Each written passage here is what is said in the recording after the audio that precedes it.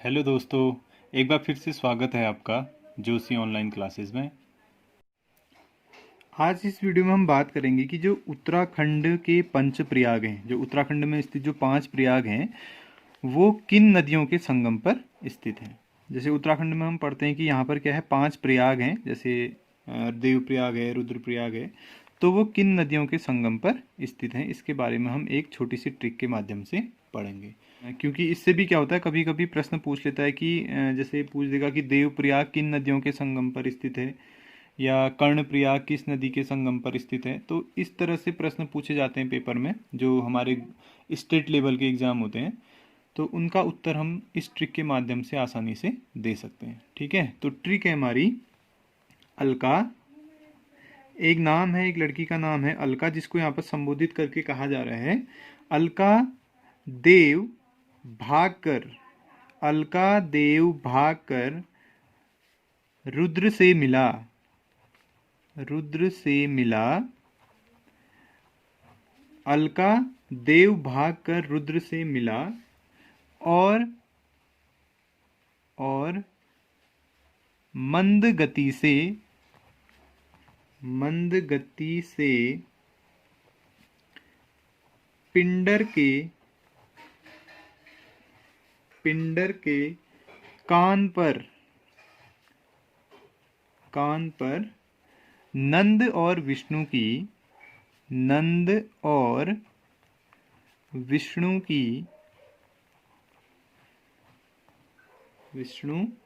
की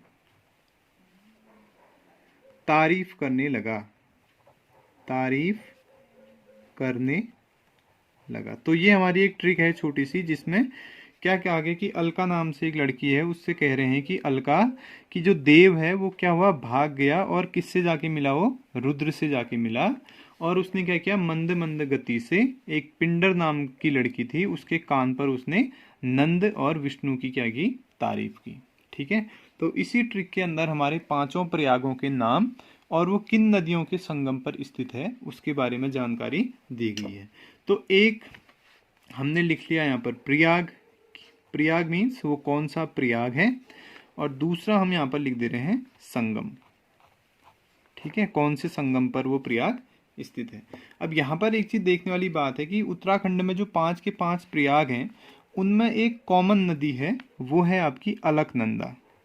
ठीक है, वो कौन सी है, अलकनंदा। अलकनंदा नदी 5 प्रयाग में क्या है, कॉमन है, सभी के साथ वो मिलती है। तो जो हमारी ट्रिक का जो पहला शब्द है अलका, अलका से हमने क्या बनाया यहाँ पर, अलकनंदा। ठीक है, अलका मीन्स अलकनंदा। अब बात करते हैं आगे। अलका देव, देव से बना आपका पहला प्रयाग है जिसका नाम है देवप्रयाग। ठीक है, देव से क्या बन गया, देव जो हमारा पहला अगला शब्द है उसका बना देवप्रयाग। पहले प्रयाग का नाम है देवप्रयाग। क्या हुआ था, देव भाग, भाग अगला शब्द है, इससे बना आपका भागीरथी। तो आपको समझ में आ गया होगा यहाँ पर कि जो देवप्रयाग है ना, वो किन नदियों के संगम पर स्थित है, अलकनंदा नदी और भागीरथी नदी के संगम पर स्थित है देवप्रयाग। ठीक है, अलकनंदा नदी और भागीरथी यहाँ पर मिलती हैं, और इसके बाद जब वो आगे बहना शुरू करती है तो यहाँ पर से उसे फिर गंगा के नाम से जाना जाता है। ठीक है, तो प्रश्न कभी कभी ऐसे ही पूछ लेता है उत्तराखंड में गंगा नदी कहाँ से बहना शुरू होती है, तो उसका आंसर है आपका देवप्रयाग से बहना शुरू होती है, क्योंकि यहाँ पर अलकनंदा और भागीरथी दोनों क्या आपस में मिलती हैं। ठीक है, उसके बाद क्या कह रहा है, भाग कर किसके पास गया, रुद्र के पास गया। तो रुद्र से हमारा क्या बना, अगला प्रयाग बना जिसका नाम है रुद्रप्रयाग। ठीक है, यहाँ पर भी हमारी नदी कॉमन है जिसका नाम क्या है, अलकनंदा। ठीक है, अलकनंदा 5 जो प्रयाग है हमारे उनमें कॉमन रहेगी, उसी के साथ अन्य नदियां जो हमारी मिलेंगी। तो देवप्रयाग में तो क्या हुआ, अलकनंदा के साथ भागीरथी मिली थी। अब रुद्रप्रयाग में क्या है, रुद्रप्रयाग में अलकनंदा के साथ, आगे पढ़ो, रुद्र से मिला और मंद गति से, मंद से यहाँ पर बन गया आपका मंदाकिनी। ठीक है, मंदाकिनी नदी। तो हो गया रुद्रप्रयाग किसमें, अलकनंदा नदी और मंदाकिनी नदी के संगम पर कौन सा प्रयाग है, रुद्रप्रयाग है। फिर आगे आते हैं मंद गति से पिंडर के कान पर। ठीक है, अब पिंडर जो हमने यहाँ पर लिया है, ये पिंडर हमारी क्या है, नदी का नाम है। पिंडर क्या है, नदी का नाम है। ये अलकनंदा तो यहाँ कॉमन रहेगा ही रहेगा, ठीक है। तो अलकनंदा और पिंडर नदी के संगम पर, थोड़ा सा यहाँ पर आपको पिंडर पे ध्यान देना कि पिंडर हमारी नदी का नाम है और वो पिंडर नदी अलकनंदा से मिलती है।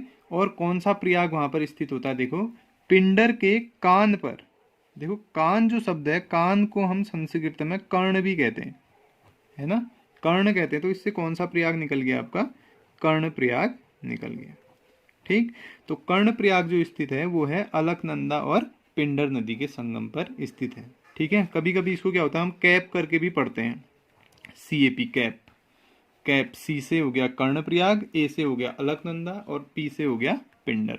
तो इस तरह से भी इसको याद कर सकते हैं कि कर्णप्रयाग है वो पिंडर और अलकनंदा नदी के संगम पर स्थित है। उसके बाद आगे क्या कह रहा है, कान पर नंद, नंद से आपका बना अगला जिसका नाम है क्या, नंद प्रयाग, ठीक है, नंद प्रयाग।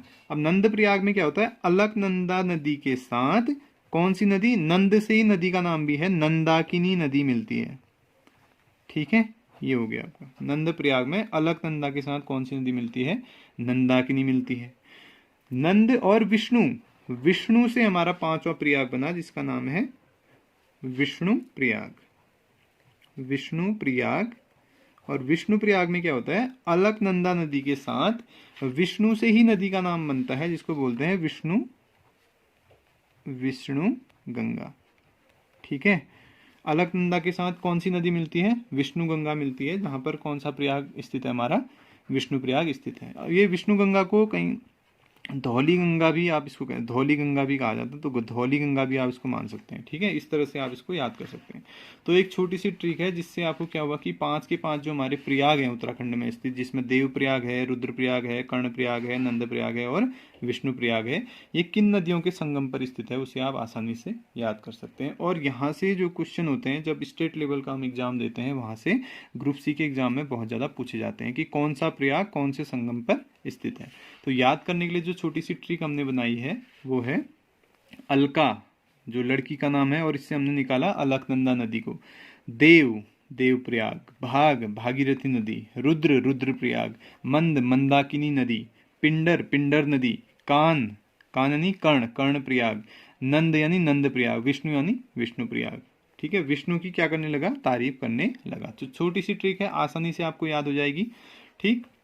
अलका देव भाग कर रुद्र से मिला और मंद गति से पिंडर के कान पर नंद और विष्णु की तारीफ करने लगा, ठीक है। देव ने किया है सब कुछ, तो इससे हमारा बना देवप्रयाग। कभी कभी इसका डिस्ट्रिक्ट पूछ लेता है कि देवप्रयाग कहाँ स्थित है, तो ये टिहरी गढ़वाल में स्थित, आप टिहरी करके इसको याद कर सकते हैं।